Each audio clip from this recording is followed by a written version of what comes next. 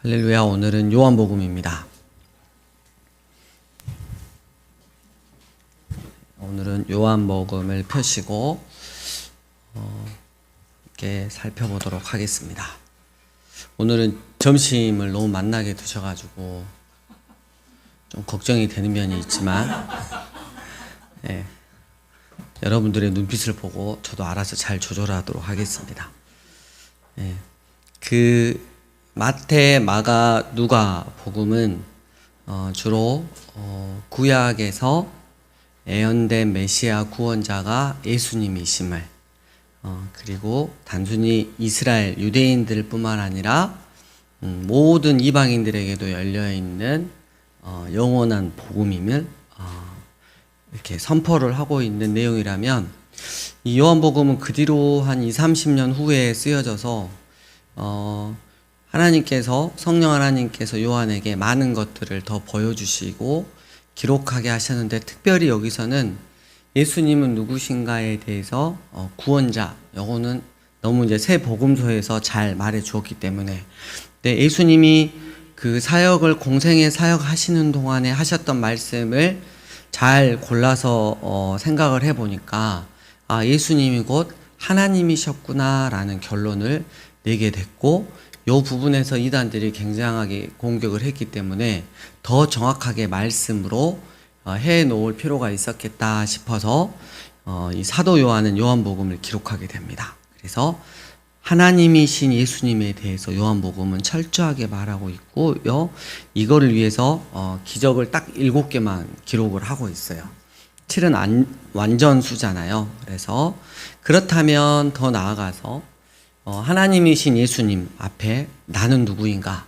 나는 교회 공동체 안에서 그렇다면 어떻게 살아가야 하는가라는 것들을 또 기록해 놓은 책이 바로 요한복음입니다. 예수님께서 말씀하시죠. 아버지와 제가 하나인 것처럼 그들도 하나님 아버지와 하나 되고 서로 간에 하나가 되게 해달라고.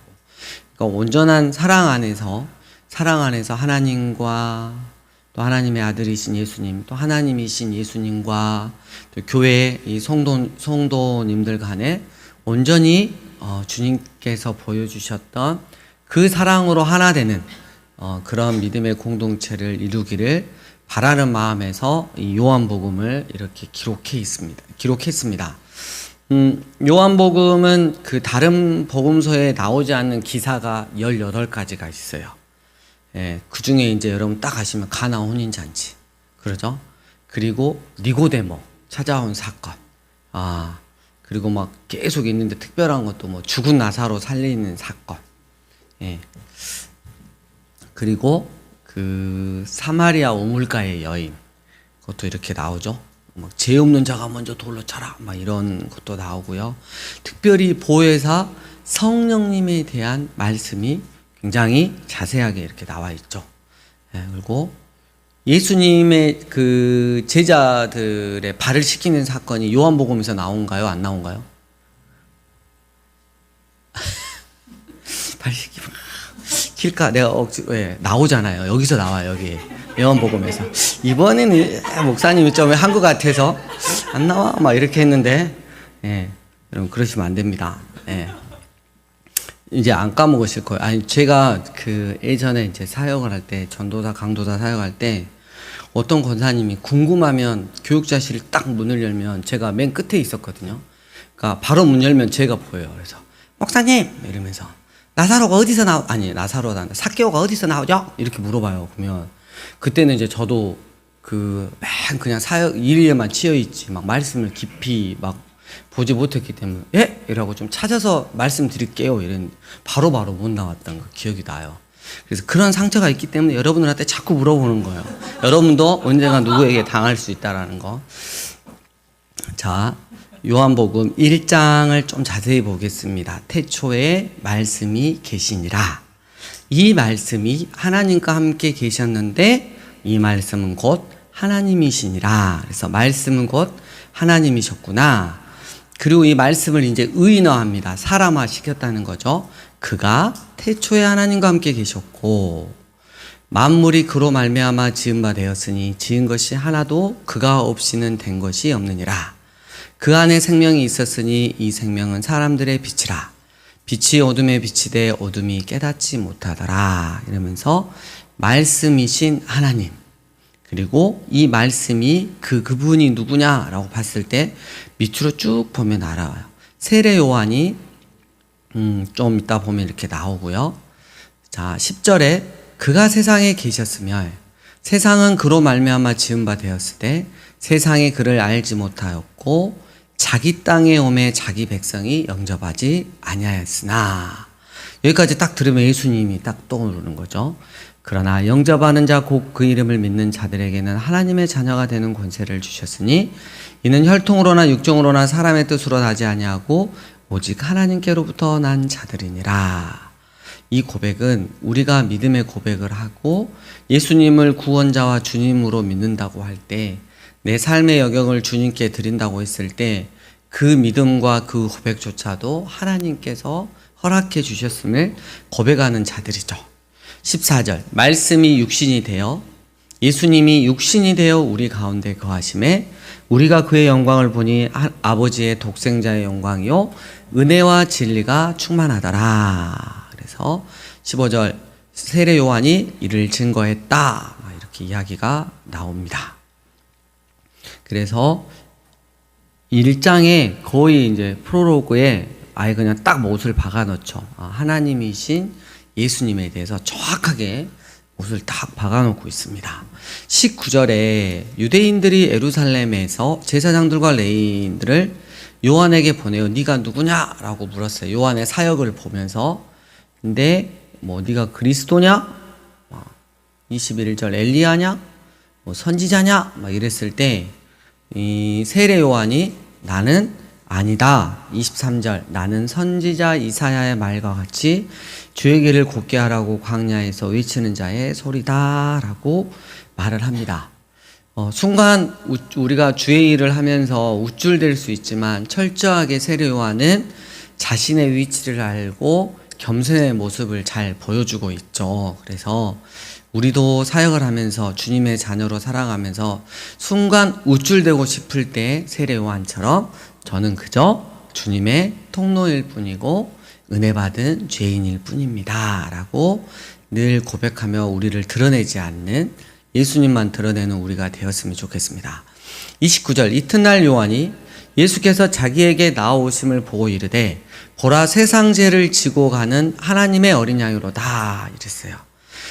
요렇게까지 이야기를 했는데 세상 죄를 지고 가는 하나님의 어린 양이로다, 세상 죄를 제거하시는 하나님의 어린 양이로다 라고 했는데, 나중에 세례 요한이 감옥에 갇혀서 예수님의 사역을 보면서 당신이 정말 메시아이십니까? 라고 물어보잖아요.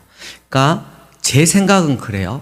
세례 요한은 예수님이 세상 죄를 지고 가는 하나님의 어린 양으로 보였어요. 근데 그 방법이 십자가일 줄은 몰랐어요. 그 정도까지 낮아지실 줄은 모르는 것 같아요.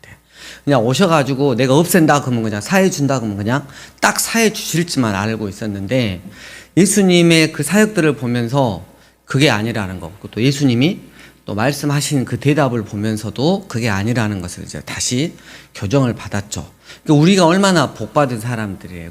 신약의 말씀들이 있으니까. 그리고 신학이 엄청나게 발전을 해서 우리가 말씀을 제대로 배울 수 있으니까. 하지만 세례 요한은 그렇게 뛰어난 마지막 선지자였음에도 불구하고 예수님이 어떻게 십자가에서 어떻게 죽으실지를 전혀 예측을 하지 못했기 때문에 늘 궁금함만 있었던 거죠.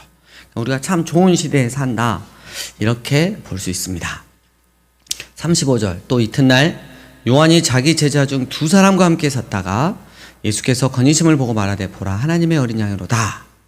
두 제자가 그의 말을 듣고 예수를 따르거늘 이랬어요. 여러분, 세례 요한이 기분이 어떻겠어요? 자기 제자들이 바로 떠나서 예수님을 따라요. 우린 참 마음이 어렵겠죠. 근데 세례 요한이 그러죠. 당연한 것. 그분은 흥하셔야겠고 나는 쇠하여야 하리라. 내 사역은 끝나가니까 당연하다. 이렇게. 그리고 이 제자들이 얍삽하게 움직이는 게 아니었어요. 38절 예수께서 돌이켜 그 따르는 것을 보시고 물어 이르시되 무엇을 구하느냐 이랬어요. 예, 여기서 무엇을 구하느냐 이르되 랍비여 어디 계시니오이까 이러잖아요. 어디 계십니까? 요거는 뭐냐면 대화 요청을 하기 위해서 전형적으로 유대인들이 했던 말이에요. 그러니까 예수님 대화하고 싶어요. 예수님 알고 싶어요. 이렇게 갈급함으로 나아간 거죠.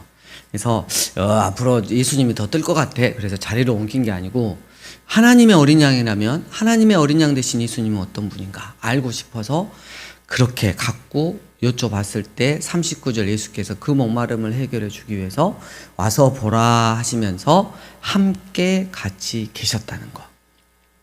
그리고 이제 39장 10시쯤 이렇게 39절 10시쯤 되었더라 이랬는데 요한복음에 막 여러 가지 이야기가 있는데 보통 6시간을 더 하거든요.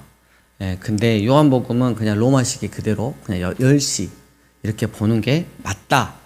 저도 성경을 보면 그게 더 맞다라고 확신이 듭니다. 그래서 요한복음에서 나오는 이 시간은 그대로 지금 오늘날 우리가 쓰고 있는 24시간 시계로 보면 될 것 같습니다. 그 다음에 이제 40절에 보면 그 따랐던 두 사람 중에 한 명의 이름이 나와요. 베드로 형제 누구죠? 예, 안드레가 이야기를 나눠보고 와 이게 메시아를 만났구나 라고 하면서 자기 형제 누구를 찾아가? 예, 베드로를 찾아가 전도를 해갖고 오죠. 그래서 네가 요한의 아들 시몬이니 장차 게바 반석이라 하리라고 예수님이 부르셨고요.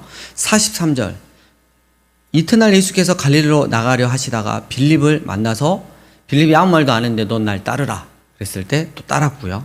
그 다음에 45절 나다나엘은 굉장히 진리를 탐독하는 사람이었는데 결국 또 예수님의 제자가 됩니다. 그래서 여러분 예수님의 제자가 되는 보면 갈급함이 있는 사람도 있고요. 그리고 진리에 대한 목마름이 있었던 사람도 있었고요. 그리고 형제로 엮여 있던 사람도 있었고요.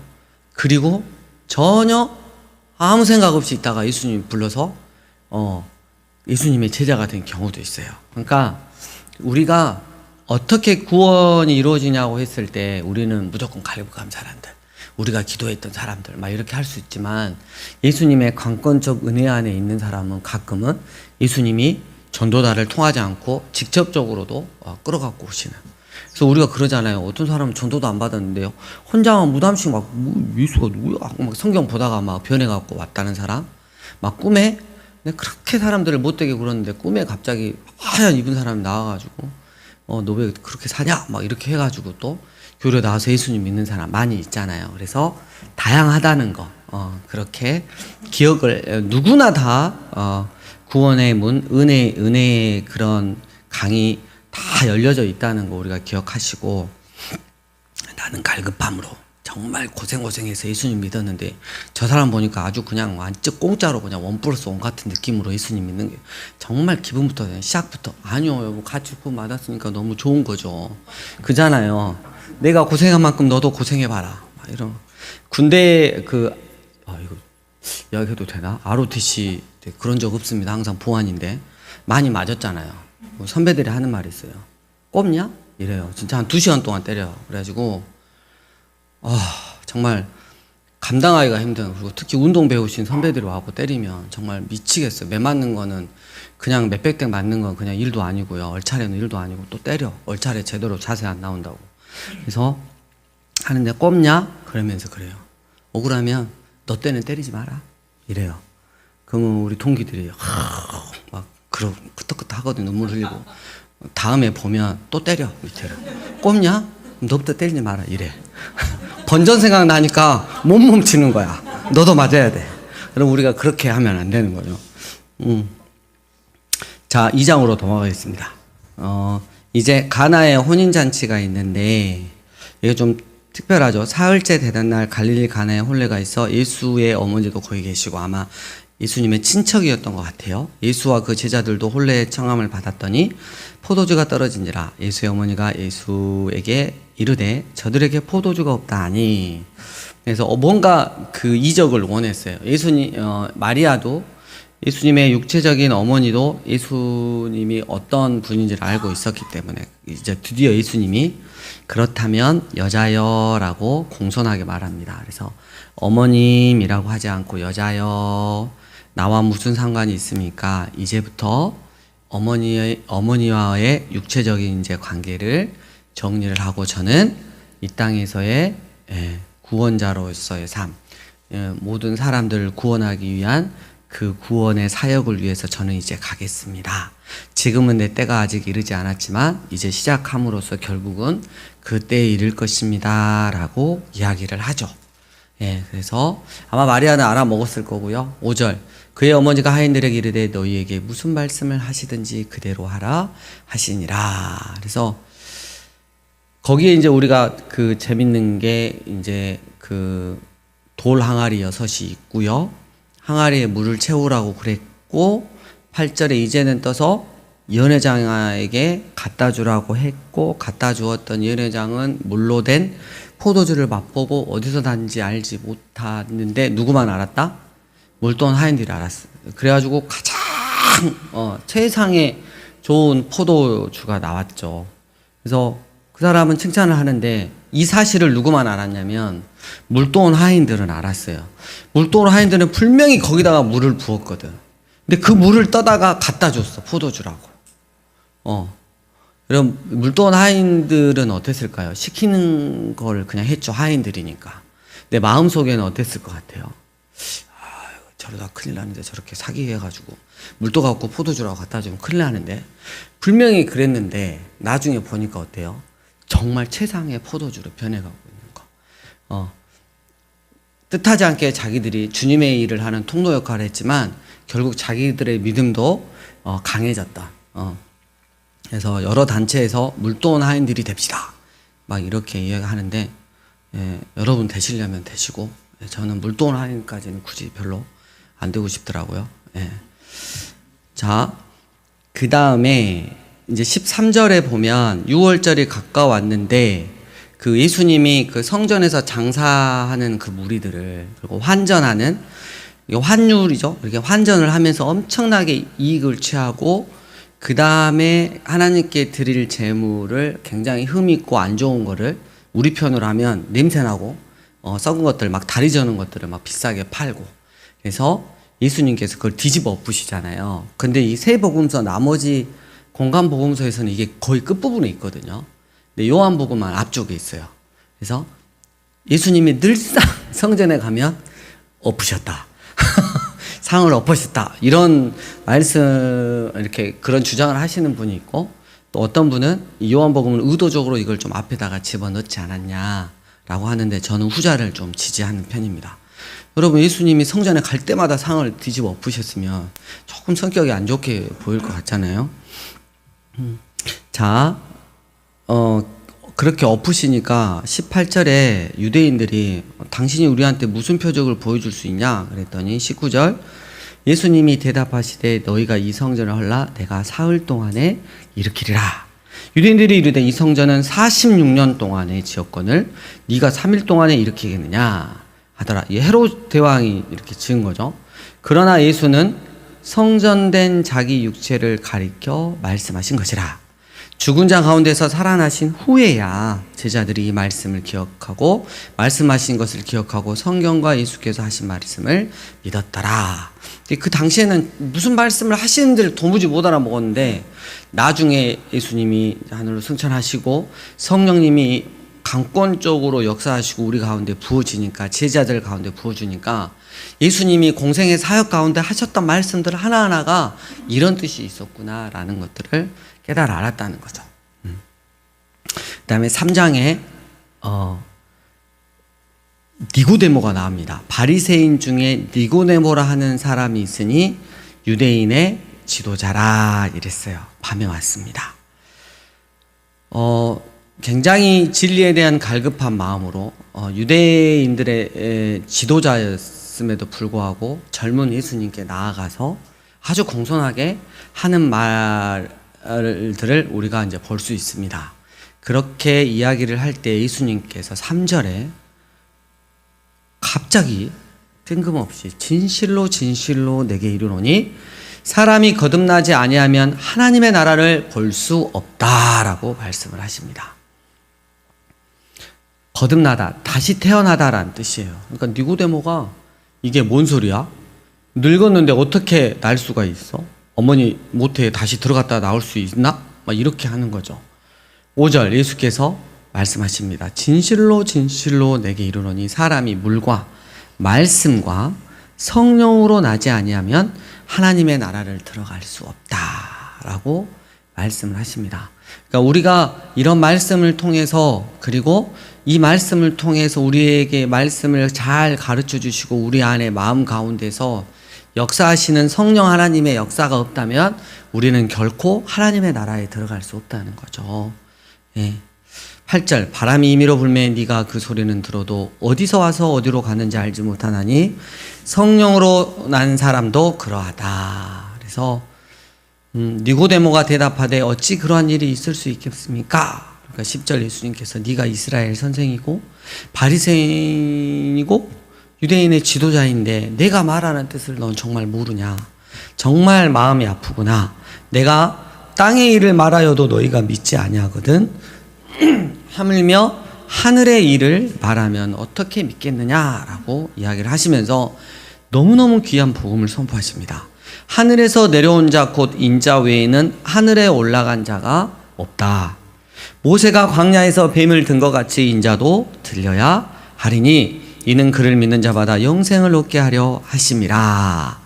이 말씀을 딱 니고데모가 들었을 때 모세가 광야에서 뱀을 든 것 같이, 그때 바로 가나안 땅으로 들어가려고 그랬는데 예수님이, 하나님께서 우회해서 이렇게 돌아가라고 했을 때 불평하고, 그렇게 마지막 광야 40년 차인데 하나님을 그렇게 원망했던 바로 그 모습 때문에 하나님께서 광야에서 불뱀들을 불러가지고 물게 했잖아요.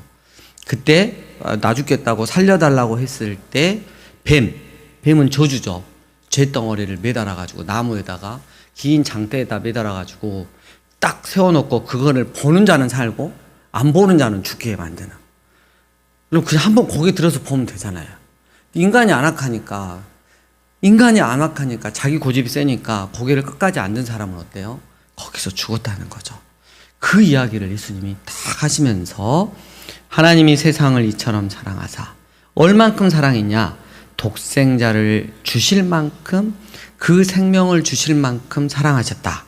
왜냐하면 그를 믿는 자마다 멸망하지 않고 영생, 창조 때 에덴 동산에서의 그 창조 때의 새 생명을 회복하게 하려 하심이라 라고 말씀을 딱 하니 하시는 거죠. 우리가 이 말씀을 통해서 예수님의 구원의 사역이 어떠할지를 정확하게 알 수 있는 거죠. 하나님이 그 아들을 세상에 보내신 것은 세상을 심판하려 하심이 아니요 그로 말미암아 세상이 구원을 받게 하려 하심이라. 그를 믿는 자는 심판을 받지 아니하는 것이요 믿지 아니하는 자는 하나님의 독생자의 이름을 믿지 아니하므로 언제요? 벌써 심판을 받은 것이니라. 그래서 예수님을 안 믿는 자들이 되게, 아까 오전에도 이야기했지만 내 손에 내가 만져보고 눈으로 직접 보고 과학적으로 딱 이게 되는 거 아니면 난 절대 믿지 않는다 라고 하면서 나는 나를 믿지 누구를 믿지 않는다 그러면서 되게 막 큰소리 치고 유시간 척하고 자기 주장이 정확한 것처럼 말하고 다니지만 성경을 보면 이미 하나님의 독생자의 이름 예수님을 믿지 아니하므로 이미 심판을 받은 상태에 있다라는 거. 정말 불쌍한 영혼이라는 거죠. 그래서 우리가 도덕적이고 윤리적인 그런 죄들보다도 예수님을 바로 믿지 않는 게 하나님 앞에서는 완전 죄구나라는 것들을 우리는 알 수 있습니다. 그 정죄는 이것이니 곧 빛이 세상에 왔으되 사람들이 자기 행위가 악함으로 빛보다 어둠을 더 사랑한 것이니라. 악을 행하는 자마다 빛을 미워하여 빛으로 오지 아니하나니 이는 그 행위가 드러날까 하며 진리를 따르는 자는 빛으로 오나니 이는 그 행위가 하나님 안에서 행한 것임을 나타내려 함이니라. 이렇게 말씀을 딱 하십니다. 그리고 이제 그 세례 받는 사람들이 세례 요한에서 예수님의 그 제자들에게 많이 넘어가니까 그때 30절 그는 흥하여야 하겠고 나는 쇠하여야 하리라 하고 세례 요한이 말하고 있습니다. 여러분 이게 이제 성경 퀴즈가 나오잖아요. 그래서 조금 자세하게 하고 있는 것 같나요? 예. 자, 34절. 하나님이 보내신 이는 하나님의 말씀을 하나니 이는 하나님이 성령을 한량없이 주심이니라. 아버지께서 아들을 사랑하사 만물을 다 그의 손에 주셨으니 아들을 믿는 자에게는 영생이 있고 아들에게 순종하지 아니하는 자는 영생을 보지 못하고 도리어 하나님의 진노가 그 위에 머물러 있느니라 라고 말씀을 하고 있습니다. 그래서 구원은 오직 예수님을 통해서. 근데 그 예수님은 곧 하나님이시라는 거. 우리가 늘 기억하면서 우리가 이미 심판받은 인생이 아니라 은혜 받는 진리로 은혜 받는 예수님으로 은혜 받는 그런 행복한 인생이 되었으면 좋겠습니다. 여러분 지금 계속 더 하려고 하는데 제가 여기서 끝낼 거예요. 이미 시간이 다 됐어요. 예, 그리고 주일 오전이든 또 목요 모임이든 힘든 시간들을 보내고 있는 여러분들에게 또 힘을 주고자 여러분 제가 말씀 끝내는데 모르긴 몰라도 거의 한 30분 했어요. 벌써 안 믿어지죠? 얼마나 했을까요? 그래서 우리가 주님 가르쳐 주신 기도로 마치도록 하겠습니다.